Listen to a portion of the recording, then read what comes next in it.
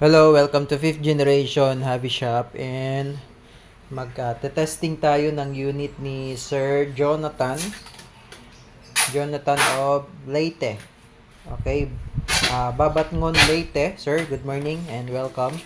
This is your unit, the 2011 High Kappa Pit Viper John Wick 4 by Double Bell. Okay, so it comes with 0.20 grams 4,000 shots na BBs kasama na sa package, and also comes with the Pop Dino number 12 green gas. Okay, tabi lang natin tong previous mo. So ito na po, bubuksan na natin ang inyong unit, the brand new High Kappa. This is the inclusion, no? May kasama na siyang hard case, no? Sa double bell may kasama na siyang hard case. Okay, so buksan na natin.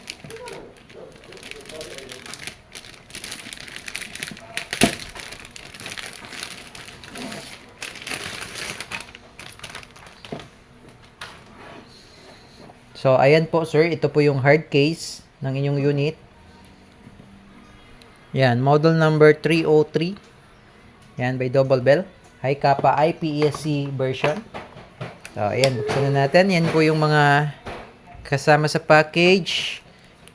Extra loading nozzle. Yan.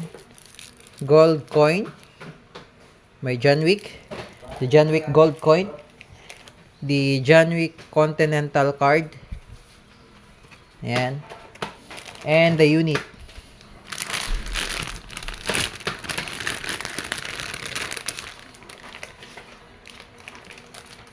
Meron pa pala siyang cleaning rod. Nakasama, cleaning rod, dual purpose, pwede rin pa nagbara, pwedeng panundot. And this is the unit. Yan, may mga langis pa siya from the factory. Yan, that's factory oil. Bagong-bago. This is the brand new Pit Viper. Ayan. O, pupunasan ko na lang mamaya yung mga langis-langis. Ayan, sir. So, meron siyang railing for accessories. Pwede ka maglagay dito ng flashlights, lasers, mga ganon. Okay, this is the magazine, also metal. Yan. So, sa mga high kappas, yung slide niya is metal. Yung lower frame is metal.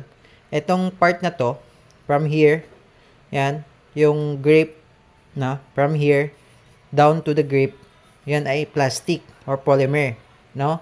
So, the high kappas is not a full metal talaga. Kasi yung grip is not a metal. So, sa mga 1911 and Berettas, mga M92, yan yung mga full metal. Okay? So, this is the Terran Tactical Innovation Pit Viper TTI with markings. Yan, by Double Bell. Okay? So, meron siyang dual safety features, ambidextrous manual safety, magkabilaan po yan. Ayan. So, kailangan nyo po siyang i-rock, kailangan nyo ikasa para ma-activate. Ayan. Para ma-activate yung safety, then down for fire. Ayan. Okay. So, up for safety, pero kailangan siyang i-rock, kailangan nyo ikasa. Then up, safe, down for fire.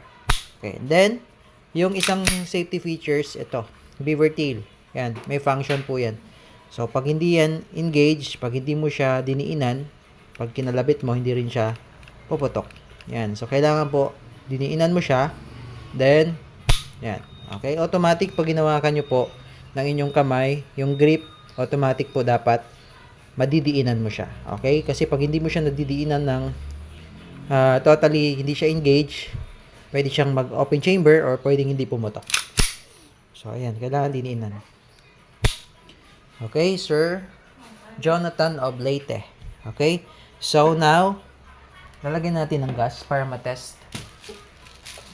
Lagyan lang natin siya ng dalawa para sa chronograph. Then, check natin yung gas mo. Sir, kasi minsan may mga gas na from the factory hindi nagkakarga. So, ganito po ang pagkarga. Yan, upside down. Then, 3 segundo lang. Press. 1, 2, 3. Okay? Then, dahan-dahan lang yung hugot. Kasi baka tumalsik yung rubber. May rubber kasi yan dito sa part na yan. Yan. Sa part na yan, may rubber yan na maliit. Or yung O-ring. Okay? So, pag tumalsik yun, or pag nawala yun, hindi siya magkakarga. Okay? So, ngayon, check natin yung chrono. Yung EPS, kung ilang EPS po ito. Okay? Okay, firing. Yun. 332.9. Yan po. 332.9 EPS. So, nag-open chamber na po siya. Release nyo yung magazine. Tapos, para hindi po maupod or mapudpud yung part na yan, yung may point of contact, yung stop slide release, saka yung notch ng slide, yung pinagkapitan niya. Kasi pag ganito lang po ang gagawin nyo, every time na mag-lock siya, tapos ganito lang, yan. Katagalan po, itong part na to, ito. Yung part niyan, mauupod yan, mapupudpud. So, ang tendency, pag napudpud na yan, hindi na siya maglalak. Ayan, hindi na siya maglalak na ganyan. Okay? So, ang gawin nyo po, ganito. Etong slide, iusog nyo lang, no? Pull back ng konti. Tingnan nyo po. Pull back nyo lang ng konti. Then, gumit na po siya, no? Doon sa slide stop, slide release.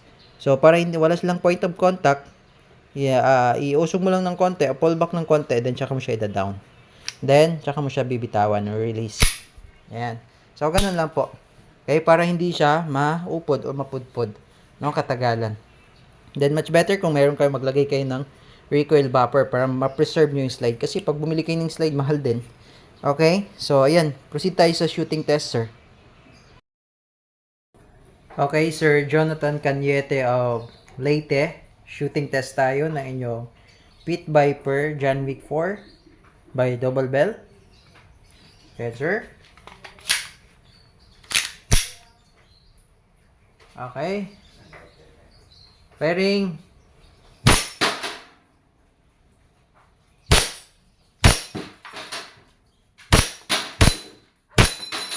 Busin lang natin yung bala. Open chamber pag wala ng bala. Release the magazine. And then, itong slide po, tulak nyo lang ang bahagya. Then, baba nyo yung slide stop, slide release, tsaka mo siya i-release. Okay, Sir Jonathan Ablate, okay na po ang inyong brand new Pit Viper John Wick 4 by Double Bell. If you have more question po, message lang sa aming page, 5th Generation Navy Shop. Thank you, sir, and God bless.